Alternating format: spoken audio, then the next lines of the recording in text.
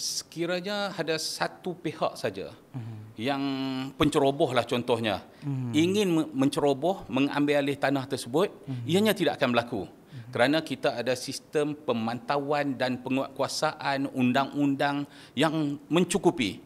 Tetapi apabila berlaku persekongkolan, persekongkolan ini maksudnya mereka ini bekerjasama satu sama lain, masing-masing mendapat keuntungan, maka pegawai-pegawai penguatkuasa PTD, pegawai-pegawai di PBT, pegawai-pegawai kerajaan di agensi-agensi kerajaan yang berkaitan, pegawai-pegawai Jabatan Perhutanan perlu dipersoalkan. Kerana persekongkolan inilah yang menyebabkan masalah ini berlaku. Bagaimana dokumen tanah itu? Bagaimana kelulusan yang diragui itu dikeluarkan? Dan kes Raub adalah satu contoh yang sangat signifikan kerana ianya berlaku selama hampir lebih daripada 40 tahun.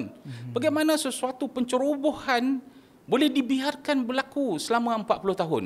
Jadi MCW sentiasa mencadangkan kepada pihak SPRM. Kita tahu pihak SPRM dah buka kertas-kertas siasatan, tetapi rakyat juga ingin tahu siapakah dalang di sebalik kartel ini.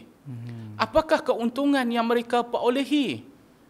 Dan kenapakah masalah ini tidak boleh dikekang dengan segera? 40 tahun, satu tempoh yang cukup lama dan di luar batas pemikiran kita.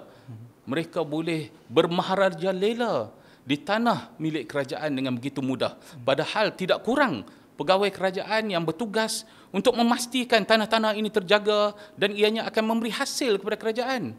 Tetapi yang sebaliknya berlaku. Pasti bangkai gajah tak dapat ditutup selama-lamanya.